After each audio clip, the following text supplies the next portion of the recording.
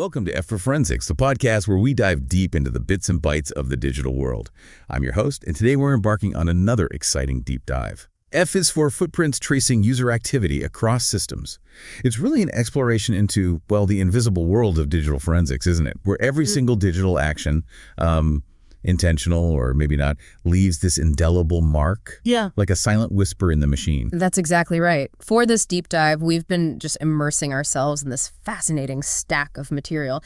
It meticulously uncovers precisely how every click, every keystroke, every network interaction, really every whisper to a digital system leaves behind an undeniable trace. Yeah, a trace. It's truly like a secret language, written in bits and bytes, just waiting for a skilled translator to piece it all together, to build a coherent narrative of what actually happened. That must be painstaking work. Oh, it is. It's painstaking, but the revelations you can get, they're often really profound. Absolutely. So our mission today is basically to pull back the curtain on this digital detective work. We're going to explore what these digital traces or footprints really are, how seasoned forensic experts actually go about finding them, even when users have meticulously tried, to cover their tracks. And crucially, what these hidden footprints can reveal about user behavior and intent. Right. It sounds like a constant cat and mouse game, and I think people might be surprised at how often the system itself, just by its design, kind of aids the cat. Indeed. Yeah, we'll be looking at how expert analysts navigate this intricate, multi-layered digital landscape, how they connect seemingly disparate pieces of information like a tiny timestamp here, a file fragment there, maybe an obscure registry entry somewhere else. Little breadcrumbs. Exactly. To meticulously build a complete, often irrefutable narrative of what happened on a system. It's about seeing the forest for the trees, definitely, but also recognizing the huge significance of every single leaf, because each one tells part of the story. Okay, let's unpack this then. Let's start following those digital crumbs. Because what might seem like a simple concept, like, just check your browser history, that's really just the very, very tip of an enormous complex iceberg. So let's kick off with what might seem like the absolute basics, but, for us, it's the fundamental starting point. Yeah. When we talk about user footprints in the context of digital forensics, what exactly are we referring to? Like, what kind of digital traces are we talking about that get left behind? Often, without the user even realizing, right, the sheer volume or how long they stick around. Right. User footprints are essentially the persistent, often invisible digital echoes of a person's actions on any computing system. Think of them as the residual evidence of any interaction, whether that interaction was a conscious, deliberate action, or maybe an entirely unintentional byproduct of the system just operating as designed. Every single thing you do on a system. Every single thing. Pretty much. From the most obvious task, like launching a web browser or saving a document, to the most mundane background operation, like, say, a temporary file being created automatically or a system cache being updated, it leaves some form of digital evidence. Wow. And this isn't just about what you intend to log, you see. It's about the automatic logging and recording that modern systems perform just as part of their inherent functionality. They do it purely to operate efficiently and reliably. So they're kind of self-documenting machines. In a sense, yes. Exactly. They are, in a way, self-document. Okay, so it sounds less like a simple breadcrumb trail and more like a pervasive, almost invisible ink trail that's being written every single second. Can you give us some concrete examples, like of these everyday digital crumbs that we might be leaving behind right now without even a second thought? Absolutely. Yeah, these footprints show up in a myriad of ways. They range from the immediately recognizable stuff to the deeply hidden things. So on the obvious end, you've got your comprehensive browser history, right?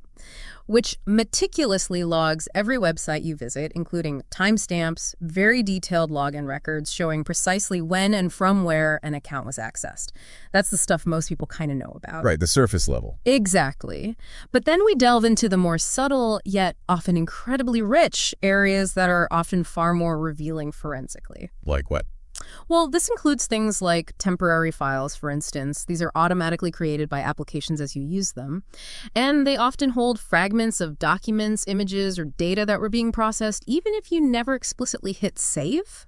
Or consider the command history from a shell, particularly on, say, Linux or Mac OS systems. It literally records every single command a user has typed into the terminal. Every command. Every command. From a forensic perspective, this is just a goldmine for understanding intent and specific actions. What did they try to do? What tools did they run? Then there are system-generated jump lists, which are common in operating systems like Windows. They display recently accessed documents and applications. Oh yeah, I see those in my start menu. Exactly. And what's critical about these is that they often retain paths to items, even if those items have since been moved or deleted from the original location. Seriously, even if they're deleted. Yep, the link can persist. Furthermore, printer spool files. Sometimes they contain a cached copy of a document sent to print, even if the original document is long gone. And even just connecting a USB device leaves a whole host of registry entries and setup logs identifying the device, when it was first connected, when it was last connected. Crucial stuff in many investigations. So, okay, even something as incredibly simple as just opening a file, which seems so totally innocuous, that actually counts as leaving a significant and persistent footprint. It absolutely does. And this is a classic example of an unintentional footprint that is just forensically invaluable. Even a simple action like opening a file leaves behind valuable metadata. Like what kind of metadata? Well, this includes information like the last access times, often called A-time or last access timestamps. They can pinpoint the exact moment a file was opened or viewed, but it actually goes deeper than that. Okay. The operating system and various applications maintain these things called most recently used, or MRU lists. MRU lists? Yeah, MRU lists. They're essentially dynamic records kept by applications and the OS itself, showing files that have been recently interacted with, opened, or saved. What's truly remarkable about MRU lists is that they capture an undeniable intent to access a file. Intent. Yes. Even if the user never saved it, or maybe they quickly closed it without modification, or even immediately deleted it afterwards, it's like a snapshot of a user's fleeting interaction, but solidified into persistent evidence. And these MRU lists, they are incredibly difficult to truly fully eradicate. That's a powerful revelation. So, okay, this isn't just a Windows thing, right? Does this concept of pervasive digital footprints apply universally across different operating systems? Or are some, I don't know, more footprint heavy than others? Precisely. Yeah, it's universal. While the specific format, the location, the names might differ significantly from one OS to another, the underlying principle that user interaction leaves a trace, that remains constant across the board. So Windows, Mac, Linux. All of them. They're universally present across Windows, macOS, and Linux systems. For instance, while Windows uses its registry very heavily and prefetch files and specific event logs for tracking, macOS has its own system. It uses property lists, .plist files they're called, unified logs like logged, and specific databases that record activity. Right. Linux systems, on the other hand, rely heavily on various log files, like stuff in the varlog directory, and of course, those shell histories we talked about. The fundamental mechanism of logging and recording activity just for basic system functionality and recovery ensures that no matter the platform, there's always a trail. It's just built in. It's an inherent design choice for system stability and performance. They need this information to function properly. Okay, and mobile devices, we all carry them everywhere. They're practically extensions of ourselves, constantly connected. Are they also gold mines for these digital footprints? I imagine they'd be even more so, right? You're absolutely right. Mobile devices are an astonishing goldmine for footprints, perhaps even more so than traditional desktop computers. Why is that? Well, largely due to their constant connectivity, the multitude of sensors, they have GPS, accelerometers, mics, cameras, and just the sheer volume of personal data they handle. Exactly. Consider the wealth of information in app usage logs. They detail exactly when an application was opened, how long it was used, sometimes even specific functions within the app that were accessed. Wow. Then there's the incredibly detailed location history, often spanning years, which tracks your movements using a combination of GPS, Wi-Fi network triangulation, and cellular tower data. This isn't just about where you've been, it's about patterns of life. That's a bit scary.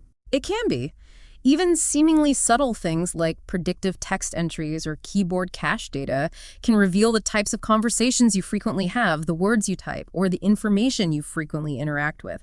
It hints at interests, contacts, activities. Okay. Furthermore, on mobile devices, you've got call logs, SMS, and MMS message databases, detailed Wi-Fi connection logs showing every single network you've ever connected to, even accelerometer and gyroscope data that can indicate movement and orientation. That's incredibly detailed. It is. The digital trail from mobile devices especially is just vast, deeply personal, and it often accumulates quietly in the background, completely unnoticed by the user. This leads to a rich tapestry of activity for forensic analysis. So analysts can get different levels of data from phones. Yes, definitely.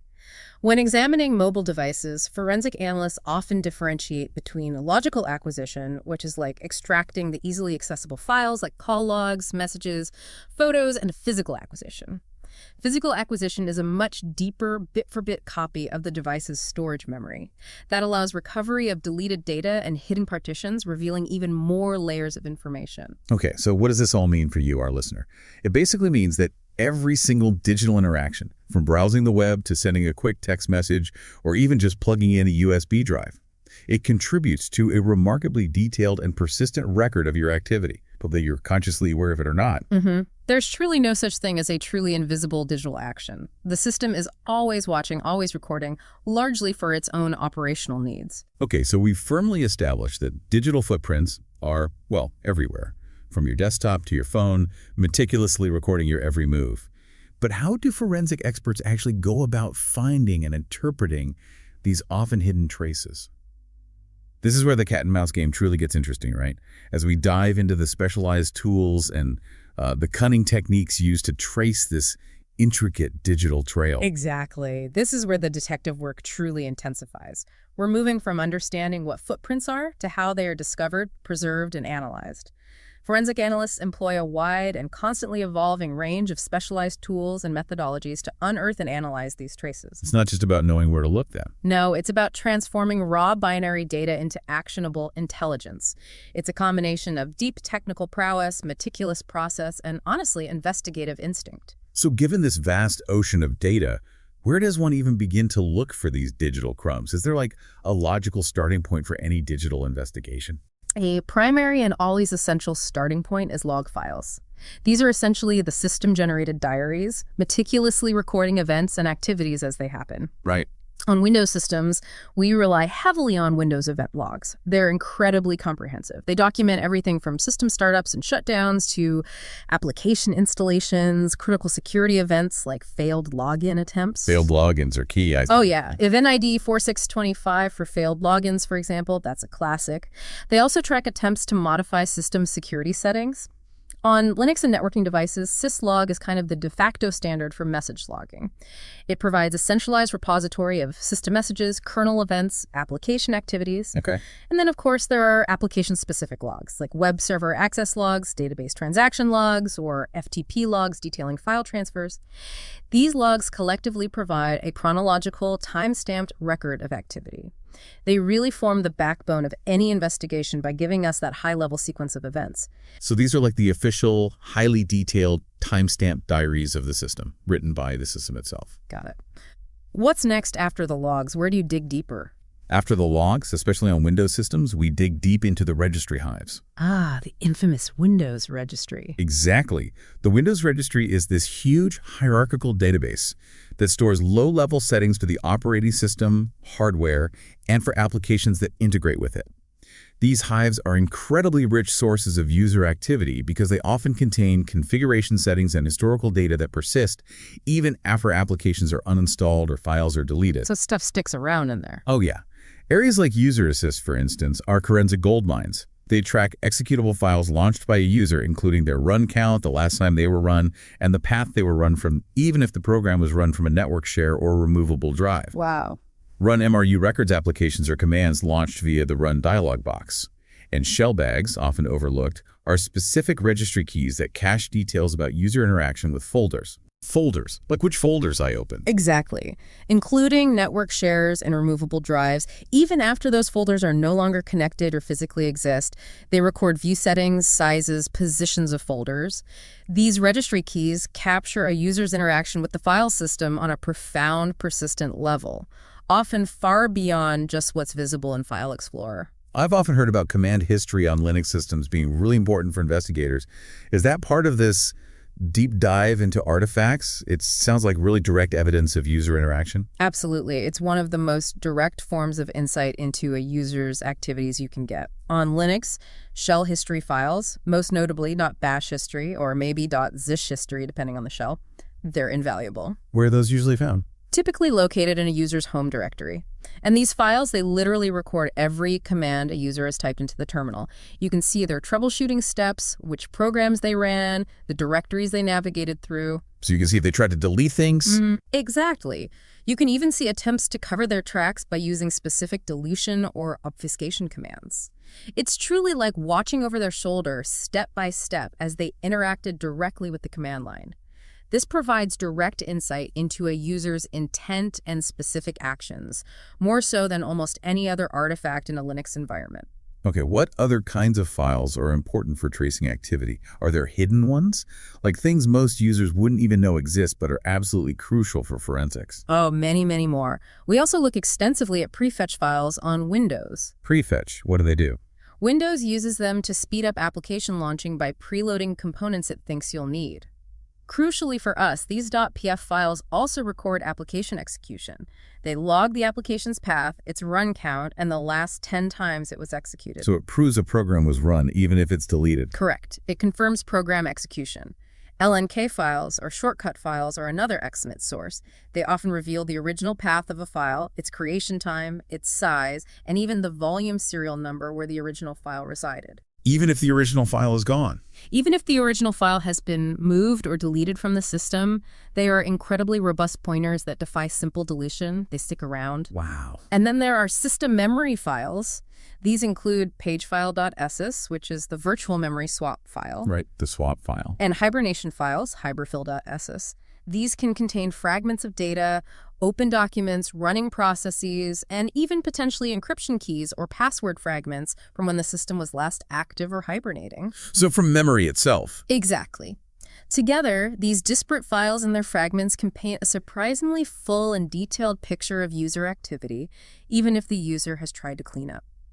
We also look for artifacts left by cloud synchronization services like Dropbox or OneDrive. Right. They maintain local caches and logs that can reveal synchronized files, even if they were later deleted from the cloud or the local folder. And since so much of our life, both personal and professional, are spent interacting with web browsers, I imagine browser artifacts must be absolutely crucial for understanding user activity. They're like windows into our digital soul, aren't they? They are, perhaps more than ever before, even beyond simple browser history, which, as we've discussed, is really just the tip of the iceberg. There's an astonishing wealth of information there. Such as? Well, for example, modern browsers like Chrome store their history, downloads, cookies, session data, even form data in complex SQLite databases. These can be forensically parsed for an incredibly granular view of web activity. SQLite databases. Okay. Firefox has similar structures, including recovery files that can store session data from unexpected closures, like crashes. What's truly fascinating here, and often a source of surprise for users, is that even when someone attempts to use incognito or private browsing mode. Yeah, everyone thinks that makes them invisible. Right. They often believe no traces are left, but residual evidence still exists.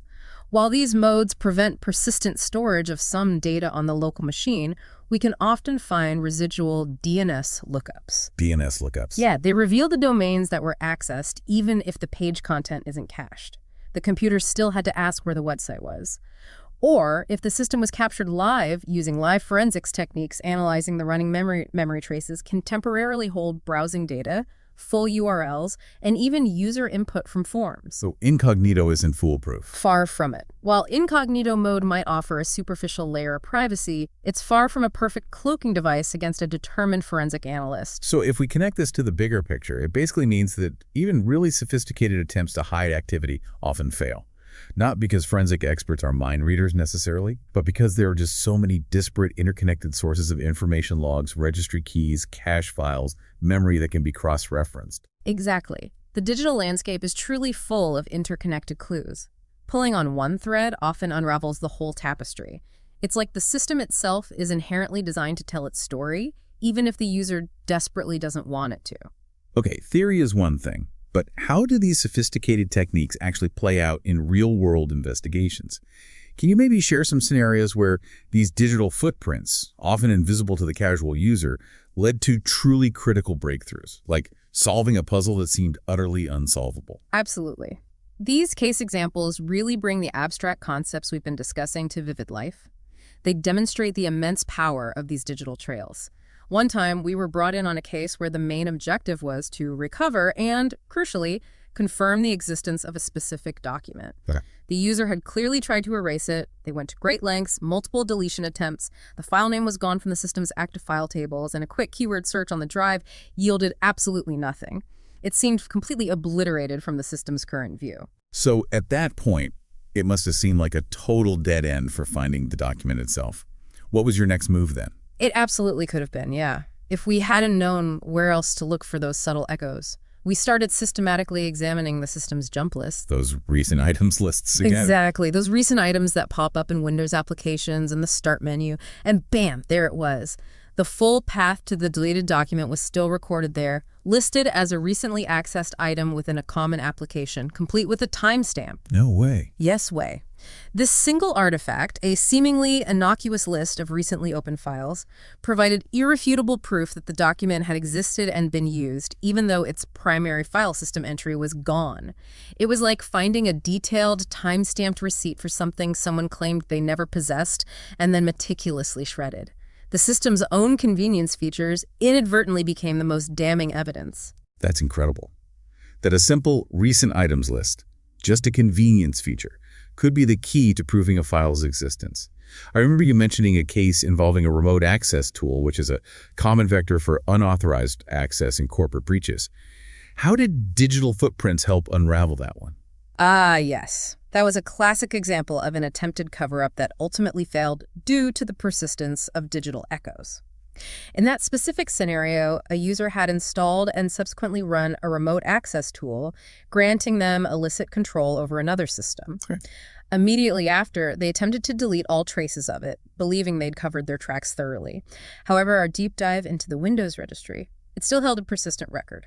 Within the user assist key, we found the installer's original location and execution count, confirming it had been run. So users just caught it. It did.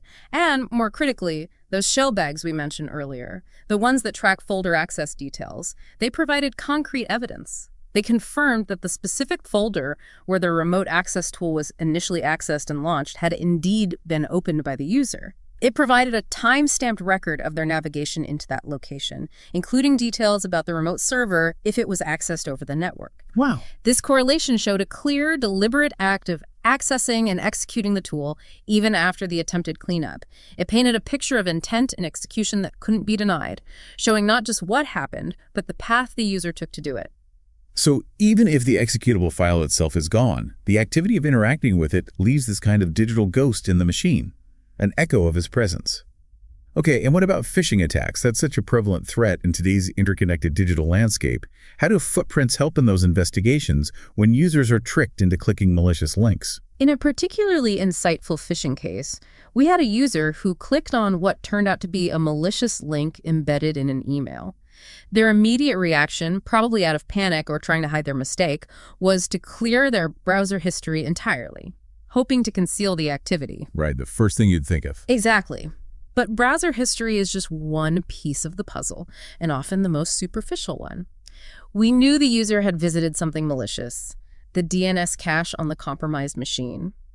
It still contained a record of the domain query for the malicious site. The DNS cache again. Yep. Essentially, the machine had asked, "Where is this website?" and temporarily remembered the IP address it resolved to.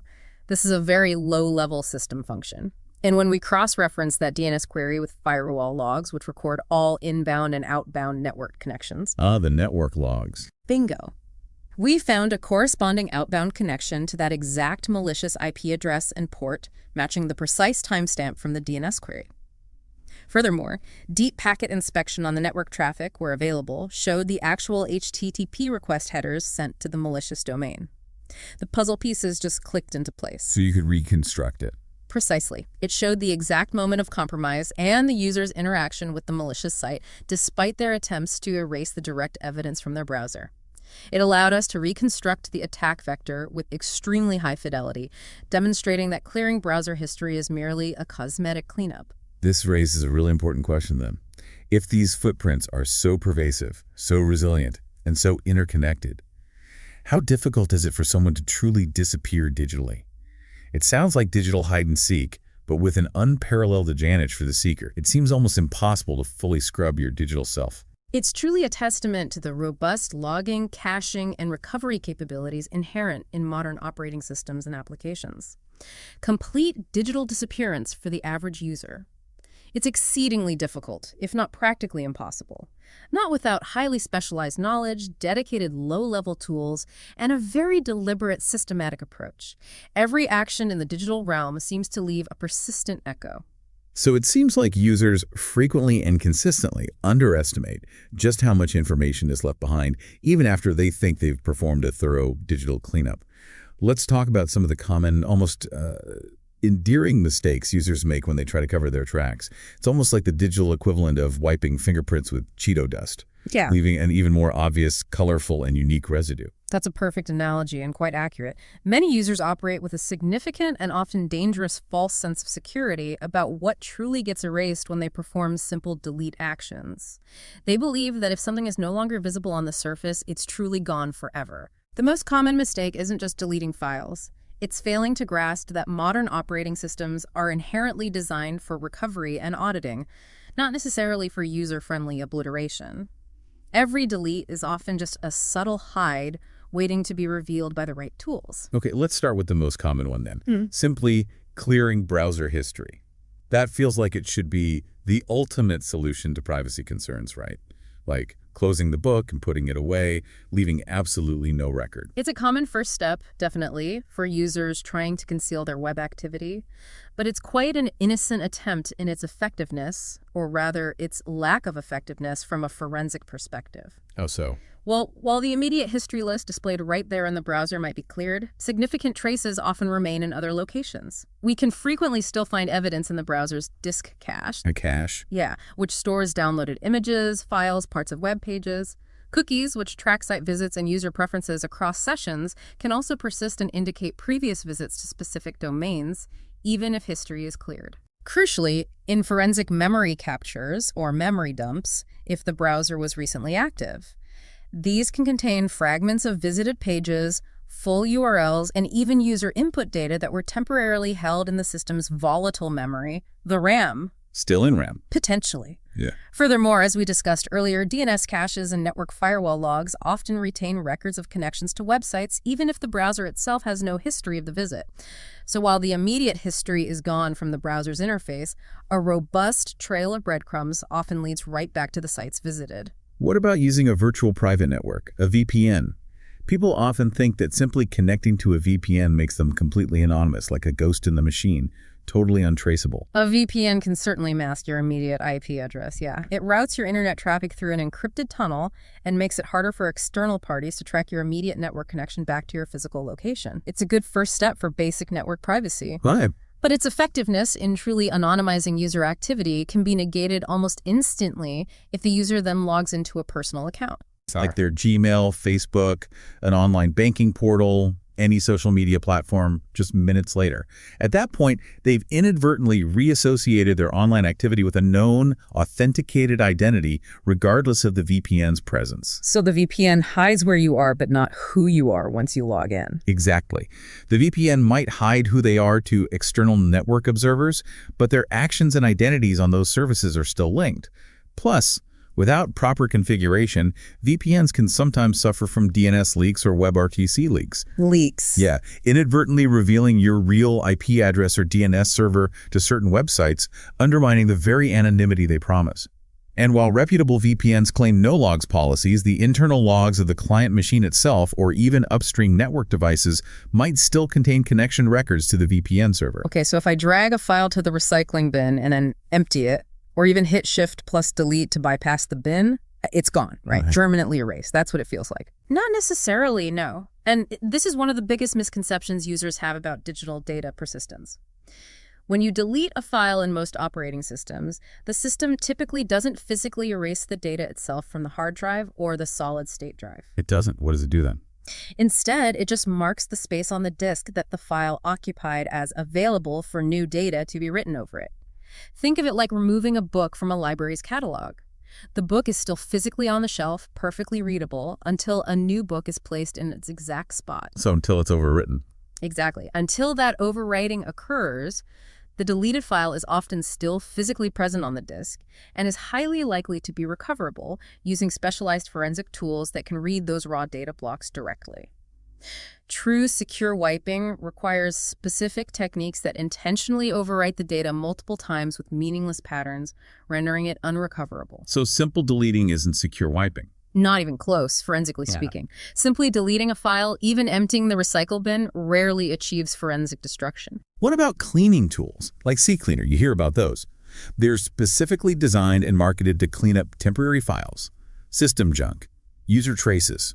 Surely those are effective at covering tracks. Running tools like CCleaner is indeed a nice try from a user's perspective. They are marketed for privacy and system cleanup. However, from a forensic analysis standpoint, while they might remove some superficial traces like browser caches or recent document lists, they are rarely a complete solution for obliterating activity. Why not? Well, for one thing, forensic analysis can often reveal that the tool itself was run. It leaves its own activity logs, installation records, or registry entries indicating its usage and the time it was executed. So the cleaning tool leaves its own footprint. Precisely. Moreover, depending on the system configuration, the specific settings used within the cleaning tool, and just the thoroughness of the cleaning process, some critical artifacts may still persist or be recoverable through deeper, low-level analysis of the disk or memory.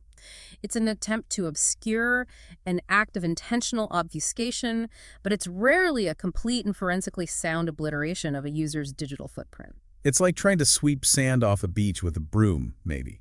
You'll move some, but the underlying structure remains, and the act of sweeping itself leaves identifiable marks. That's a great way to put it. It often just creates new artifacts about the attempt to clean. What's truly fascinating here is just that the digital world has so many layers of information, generated by so many different system components, that simple single actions to delete or hide are often just insufficient to truly erase one's presence.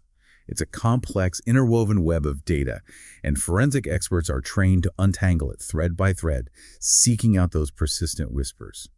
Okay, we've covered what user footprints are, how experts go about finding them, and some of the very common mistakes users make when they try, maybe unsuccessfully, to cover their tracks.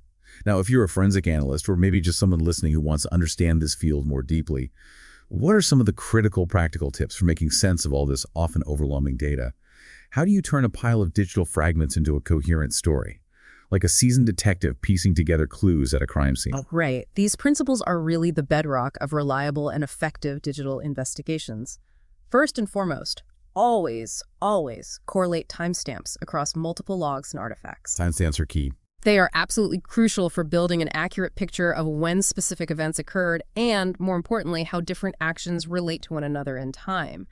A suspicious file execution at, say, 10:00, it gains immense context when you find a corresponding network connection to a known malicious IP at 10:00.05 a.m., and then maybe a browser download log for a suspicious executable at 10:00.101 a.m. Connecting the dots. Exactly.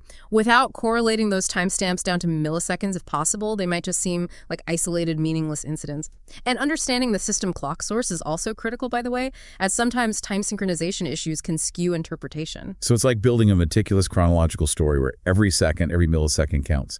It's about revealing the sequence of events, the order things happened in. Precisely. And that naturally leads to the next critical tip. Use timelines to construct a full narrative of user activity.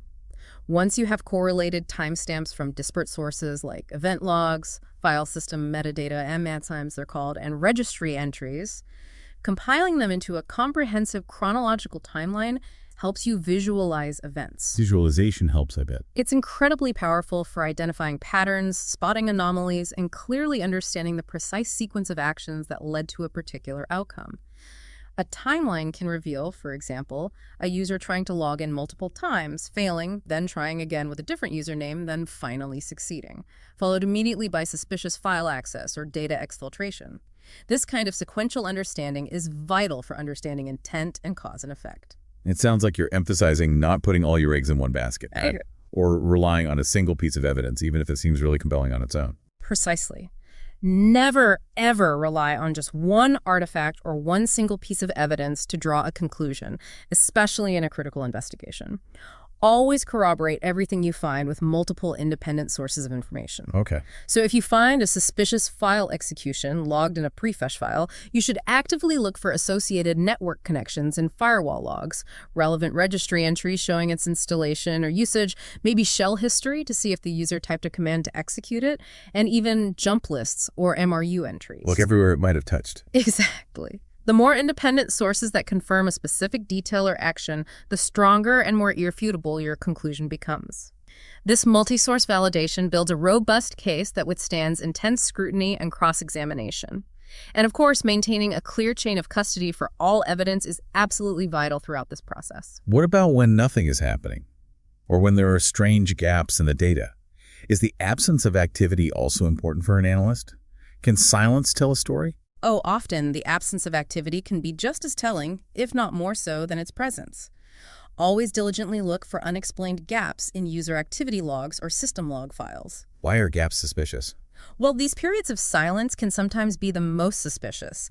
They could potentially indicate deliberate efforts to evade detection, like maybe a user rebooted into a live Linux environment from a USB stick to bypass logging on the primary OS, or intentionally wiped logs using a specialized tool. It could also indicate periods of unusual unlogged actions that happen off the system's radar, like maybe an attacker gained remote access without leaving typical login traces. A sudden, unexplained, and prolonged gap in a normally active system's logs is a massive red flag that demands deeper investigation. And establishing a baseline for what constitutes normal behavior seems absolutely critical too, so you can quickly spot what's truly abnormal or malicious. Without that context, everything just looks like noise, right? It absolutely is, yes. And it's a step sometimes overlooked by less experienced analysts. One of the most effective strategies is to create separate, distinct profiles for what you consider to be normal, routine user behavior versus what you might consider anomalous or suspicious behavior for that specific system or user. Tailored to the context. Exactly. Understanding what a particular user typically does on a system, what applications they regularly run, what times they usually log in, what network resources they normally access, what volume of data they typically move, helps you quickly spot deviations that could indicate malicious activity, policy violations, or even a system compromise. Without a baseline, everything looks like noise, and truly significant events can be missed. Makes sense. And finally, a very practical tip for any analyst. Automate the boring, repetitive stuff. Utilize scripts, specialized forensic tools like Ncase, FTK, or great open source alternatives like Autopsy and automation frameworks for that initial data collection, parsing, and preliminary analysis. Let the tools do the heavy lifting. Right. This frees you up from tedious manual tasks and allows you to dedicate your invaluable human intelligence, critical thinking, and investigative intuition to reviewing the truly weird, the unusual, and the genuinely suspicious stuff that requires nuanced interpretation and deep investigative thought. And knowing the limitations of your tools is also critical. No single tool can do everything. What's truly fascinating here is how methodical this entire process is. It combines that cutting-edge technical expertise with a very human-like ability to piece together a compelling narrative, a complete story, from just fragments of information. It's truly about building a case, bite by bite, until the truth emerges from all that digital noise. And that wraps up our deep dive into F is for footprints, tracing user activity across systems. We've explored how everything from a simple click to a seemingly thoroughly deleted file leaves a persistent digital signature, often in ways users never anticipate, creating an almost inescapable trail that digital detectives can follow. It's a profound reminder, isn't it, that in the digital world, there's almost always a trace. The systems are inherently designed to record for functionality, performance, recovery, and even attempts to erase often leave their own indelible marks, revealing the very act of concealment. The digital breadcrumbs are just everywhere. So for you, our listener, this knowledge might prompt some significant reflection. Given how many persistent digital footprints we leave behind every single day, whether we're aware of it or not, what responsibility do we as users truly have for understanding and managing our own digital trails? It's a question that gains more urgency with every new technology we embrace, I think. It's definitely an important question to ponder as our lives become increasingly intertwined with technology, and the line between our physical and digital selves continues to blur. Understanding these fundamentals empowers you to be more aware, hopefully, in the digital space. We hope you've enjoyed this deep dive into digital forensics here on F for Forensics. Next time, prepare for another exciting episode as we explore F is for finding ghosts in RAM. Ooh, that sounds good. Yeah, we'll be delving into live memory forensics, how malware hides in volatile memory, and much more. Make sure you subscribe to F for Forensics wherever you get your podcasts, and follow us on social media at F for Forensics to stay updated. Please do. Stay curious, stay aware, and we'll catch you next time for another deep dive.